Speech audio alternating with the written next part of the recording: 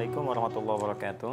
Alhamdulillah, wassalatu wassalamu ala rasulillah wa ala alihi wa sahbihi wa man wala ba'd. Teman-teman, insyaallah hari ini kita teruskan menjawab pertanyaan-pertanyaan antum. Ustaz, apa perbedaan zakat, infak, dan sedekah? Sedekah itu nama umum bagi setiap amal-amal kebaikan. Amal soleh nama umumnya sedekah. Ya, dalam fikih kullu ma'rufin sedekah, setiap baik-baik yang baik-baik dipraktikkan sedekah. Ya, tidak harus kemudian menggunakan uang melulu, tidak. Bisa dengan misalnya bisa bantuan dengan pakaian, ya, bisa bantuan dengan makanan, ya. Jadi ada yang sifatnya dengan harta. Karena itu dalam Al-Qur'an zakat pun disebut sedekah. Disebut sedekah. Ya, buka Quran misalnya surah ke-9 atau ayat 103. Khudz min amwalihim sadaqah. Ambillah dari harta mereka yang sudah masuk nisab sebagai sedekah. Zakat. Ya, padahal di situ maksudnya zakat. Kenapa disebut dengan sedekah? Sedekah itu pertama berasal dari kata as-sidqu, ya. Kemudian beralih menjadi kata tasdik, sesuatu yang benar dan membenarkan. Jadi bukti pembenaran iman seseorang, dia mau mengamalkan imannya, membantu dia beramal soleh. Mengamalkan perintah Allah adalah pembuktian dari iman. Karena itu ketika dia membuat kemudian keputusan untuk berzakat, artinya dia membenarkan imannya, karena Allah perintahkan zakat. Misal Allah perintahkan di Al-Baqarah ayat ke-43, wa aqimus shalah wa atuz zakah. Ya, tunaikan salat, keluarkan zakat.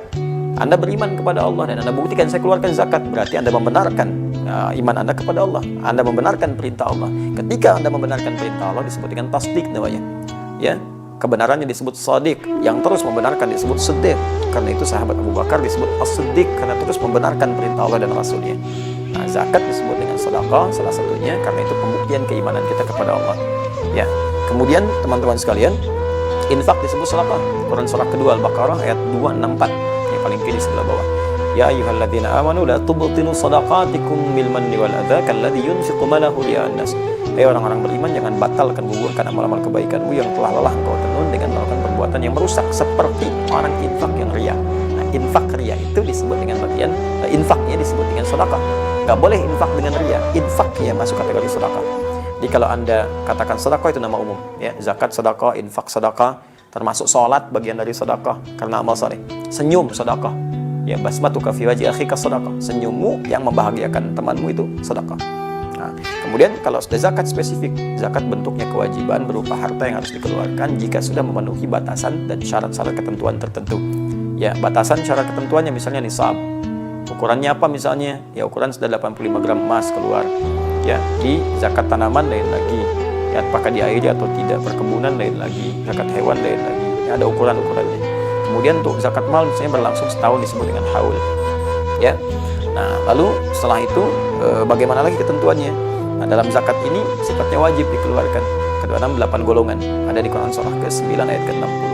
Innamas shadaqatu lil fuqara wal masakin wal 'amilina 'alaiha wal mu'allafati qulubuhum wa fil riqab wal gharimin wa fi sabilillah wa bis sabil. 8 golongan. Fakir, miskin, kemudian amilin 'alaiha yang fokus mengerjakan zakat sehingga tidak bekerja di tempat lain. Kemudian mu'allafati qulubuhum yang tertarik dengan Islam, diberikan bantuan dari zakat, atau yang sudah berislam tapi masih lemah. Baru masuk Islam, lemah, bantu dengan zakat. Wa fil riqab, perbudakan sudah tidak ada. Gharimin, orang yang terikat utang piutang karena kepentingan maslahat agama atau umum. Dia punya perusahaan, bangun sekolah, perusahaannya bangkrut, hidupnya tertekan, utang belum lunas, bantu dengan zakat. Ya. Kemudian fi sabilillah, itu sudah dipahami, ibn sabil yang kemudian kesulitan bekal di jalan. Itu zakat. Infak dibagi dua. Ada infak wajib dari suami kepada keluarga, wajib di Quran surah keempat ayat 34 paling kiri sebelah atas. Ar-rijalu qawwamuna 'alan nisa bima faddalallahu ba'dahum 'ala ba'din wa bima anfaqu min amwalihim. Ya, setiap suami lelaki diberikan kelebihan dari istri dari yang lain. Baik ya, karena Allah berikan kekuatan untuk bekerja dan dari pekerjaan itu menghasilkan harta yang diinfakkan untuk keluarganya. Diinfak suami kepada keluarga sifatnya wajib. Ada infak yang sifatnya sunnah. Ya, setelah selesai kebutuhan keluarga, ada beres semua, nah kelebihannya digunakan untuk infak sunnah. Contohnya Quran surah kedua ayat 215, paling kanan sebelah bawah. Ya, yas'alunaka madza yunfiqun, mereka bertanya tentang apa yang harus diinfakkan. Qul ma anfaqtum min khair. Wa infaq, katakan Muhammad SAW, infakkan yang baik-baik. Untuk siapa? Lil walidain, orang tua, wal aqrabin, kerabat dekat, wal yatama, anak-anak yatim, wal masakin, orang miskin, wa ibnis sabil, orang kesulitan di jalan dalam mendapatkan bekal. Itu contoh-contoh infak yang sunnah. Selebihnya umum. Ya, umum infak misalnya untuk infak ke masjid, infak untuk yang sifatnya Anda ingin berikan, ya boleh.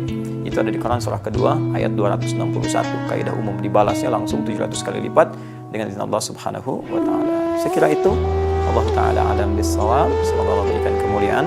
Kita berjumpa lagi di sesi yang lain insyaallah. Subhanakallahumma wa bihamdika asyhadu an la ilaha illa anta astaghfiruka wa atubu ilaik. Assalamualaikum.